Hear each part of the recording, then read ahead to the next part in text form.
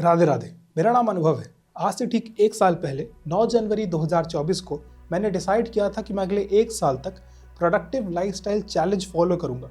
इस चैलेंज का पर्पस ये था कि मैं अपनी मेंटल और फिजिकल एबिलिटीज़ को एनहांस कर सकूं, और इस चैलेंज को मैंने नाम दिया था 365 डेज ऑफ बीइंग ब्रह्मचारी। ये जो जीवन सुधारने का उत्तम विचार मेरे मन में आया था, उसके कारण है श्रीहित प्रेमानंद महाराज के सत्संग और प्रवचन। चलिए पहले मैं आपको वो रूटीन दिखाता हूँ जो मैंने अपने एक साल के एक्सपीरियंस में डेवलप किया है और जो मेरे लिए सबसे ज़्यादा प्रोडक्टिव है। मॉर्निंग गाइस, सुबह के 3:30 बज रहे हैं। हम सो के उठ चुके हैं।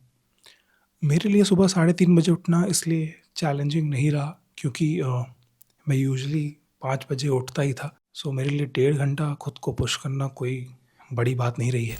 अगर आप आज सोच लेंगे कि मुझे कल सुबह 4 बजे उठना है तो आपकी बॉडी आपको उतने बजे उठा देगी, बट वहाँ पे आपको डिसाइड करना है कि आपको बेड छोड़ना है कि नहीं। नींद से जागना अलग बात होती है, बेड छोड़कर निकल कर अपने काम करना वो एक अलग बात होती है। अगर आप बेड पे लेटे लेटे फ़ोन चला रहे हैं, स्क्रॉल कर रहे हैं, तो वो काउंट नहीं होता कि आप उठे हुए हैं। उठने का मतलब है नींद खुली है, बेड छोड़ो। उठने के बाद सबसे इम्पॉर्टेंट चीज़ जो मैंने अपने रूटीन में ऐड करी है लास्ट ईयर, वो है कि मेडिटेट करना ही करना है। मुझे ये सब बहुत बचकाना लगता था कि क्या ये आँख बंद करके बैठ जाते हैं, होता होता कुछ हो ही नहीं इससे।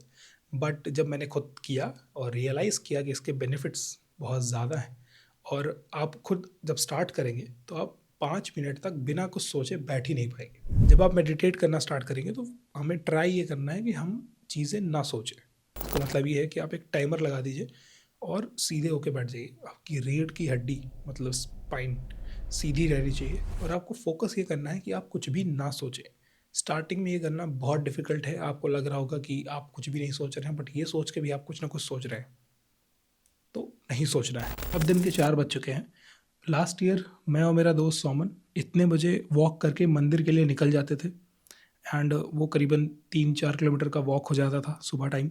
बट क्योंकि हमने कुछ चीज़ें चेंज करी हैं अपने शेड्यूल में, हम स्टूडेंट्स हैं, हमारी फर्स्ट प्रायोरिटी पढ़ना है, तो हम सुबह का ये सबसे बेहतरीन टाइम जब हमारा दिमाग सबसे ज़्यादा शार्प होता है, हम डीप फोकस होकर पढ़ने में यूटिलाइज करते हैं। अब देखो, महाराज जी कहते हैं कि दिन में एटलीस्ट 6 घंटे सोना चाहिए जो लोग थोड़ा बहुत ऐसे मेहनत करते हैं, और मैं रात में 11:30 के अराउंड सो जाता हूँ। 3:30 बजे उठ जाता हूँ, तो मैं 4 ही घंटे सोया रात में। तो मैं क्या करता हूँ कि जब मैं एक बार सुबह जल्दी उठकर पढ़ चुका होता हूँ और पूरी तरह से थक गया होता हूँ और लगता है कि अब ऐसा मुंडी कर जाएगी, इतनी नींद आए, तो मैं जाके एक बार सो जाता हूँ। हाँ, और ये बहुत लंबे समय तक नहीं होता, ये पावर नैप की तरह होता है जो कि 1.5 से 2 घंटे के लिए मैं सोता हूँ। जब मैं फिर उठता हूँ तो फिर वहाँ से लेकर 11:30 बजे रात तक मुझे नींद नहीं आती। बट अगर मैं ना सोऊं और ये सोचूं कि 4 घंटे बस सोया जाए, तो मैं उतना प्रोडक्टिव नहीं रहता जितना मैं एक बार और सोकर रह लेता हूँ। अब 6 घंटे लगातार ना सोकर मैं इसको 2 पार्ट में कंप्लीट करता हूँ। पहले 4 घंटे रात में और 2 घंटे सुबह। इससे क्या होता है कि मेरी जो प्रोडक्टिविटी है वो एकदम पीक पे आ जाती है। ठीक है, मैंने कहा था ये जो रूटीन है ये मेरे लिए काम करता है। आप शायद 4 घंटे सोकर भी पूरा दिन प्रोडक्टिव रह सकते हो, मैं नहीं रह पाता। मुझे 6 घंटे से 7 घंटे के अराउंड की नींद चाहिए, जो कि मैं अलग अलग चंक में कंप्लीट कर लेता हूँ, मैक्स 2 बार ही। तो हम चले सोने। अभी सुबह के 11 बज रहे हैं, 6 घंटे सो चुके हैं, 4 घंटे पढ़ चुके हैं, ब्रेकफास्ट हो चुका है, कॉफ़ी पी के बस यहाँ से सेकेंड स्टडी सेशन स्टार्ट होगा जो कि शाम तक चलेगा। कभी कभी मुझे विश्वास नहीं होता कि मैं इतना कैसे पढ़ने लगा, बट होए वही जो राम रचि राखा। दिन का दूसरा स्टडी सेशन भी कंप्लीट हो चुका है। अभी टाइम हो रहा है शाम के 5:30 बजे।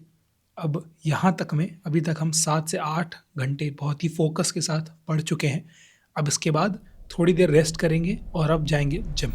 मेक श्योर कि दिन में एटलीस्ट एक बार आप भी एक्सरसाइज करें, क्योंकि एक हेल्दी माइंड के साथ एक हेल्दी बॉडी का होना बहुत ज़रूरी है। जिम से वापस आ चुके हैं, अभी रात के 9 बज रहे हैं, डिनर हो चुका है। इस टाइम तक मैंने अपने दिन के ज़्यादातर गोल्स कंप्लीट कर लिए हैं, जैसे कि 8 घंटे की पढ़ाई, 6 घंटे की नींद, 2 घंटे का जिम, ये सारी चीज़ें हो चुकी हैं। अब मेरे सोने से पहले मेरे पास 2.5 घंटे हैं, 11:30 बजे मैं सो जाता हूँ। तो जो काम रह गए हैं दिन के, जो मैं पूरे नहीं कर पाया, यूजुअली पढ़ाई का अगर कुछ रह गया हो तो वो चीज़ मैं अभी कंप्लीट कर देता हूँ।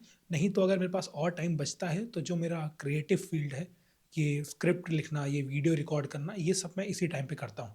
और 11:30 बजे कोशिश करता हूँ कि मैं सो जाऊँ। मैं मानता हूँ कि मेरे इस शेड्यूल में काफ़ी कमियाँ हैं, बाकी लोग बहुत अच्छे तरीके से चीज़ें करते हैं, बट ये शेड्यूल मेरा है, पर्सनल है, जो मैंने अपने हिसाब से कस्टमाइज़ किया हुआ है। ये मेरे लिए सबसे बेस्ट रिज़ल्ट प्रोड्यूस कर रहा है पिछले 1 साल से। तो जब तक कोई बड़ा चेंज नहीं आता है मेरी लाइफ़ में, मैं अभी यही शेड्यूल फ़ॉलो करूँगा और ये बहुत ज़्यादा स्ट्रिक्ट भी नहीं है। कोशिश ये रहती है कि मैं अपने सारे दिन के गोल्स कंप्लीट कर सकूँ। मैं अपने दिन को प्लान्ड परफ़ॉर्म करना ज़्यादा प्रेफ़र करता हूँ। अगर आपका इस शेड्यूल से लेके कोई डाउट है तो आप मुझसे पूछ सकते हैं। मैं आपकी बिल्कुल हेल्प करना चाहूँगा और आपसे सीखना भी चाहूँगा। अगर आपको लगता है कि मैं कोई चीज़ इम्प्रूव कर सकता हूँ तो प्लीज़ लेट मी नो। इसी तरह मेरा ये दिन ख़त्म होता है। ज़रूरी नहीं है कि ये डेली लाइफ़स्टाइल रूटीन आपके लिए भी काम करे, क्योंकि सबकी कहानी, मेंटालिटी और बॉडी की कैपेसिटी अलग-अलग होती है। आपकी कैपेसिटी मेरे से भी बेटर हो सकती है। आपको आँख बंद करके कुछ भी फॉलो नहीं करना है। आपको खुद पता लगाना है कि आपके लिए क्या बेस्ट है। मैं आपको ये सब इसलिए बता रहा हूँ क्योंकि मैं मानता हूँ कि अगर मैं अपनी लाइफ़स्टाइल सुधार सकता हूँ तो कोई भी सुधार सकता है। कंक्लूजन बस ये है कि आपको एक हेल्दी प्रोडक्टिव लाइफ़स्टाइल जीना है। अगर आप अपनी लाइफ को वेस्ट करते हैं तो ये भगवान के अपमान के बराबर है। राधे राधे।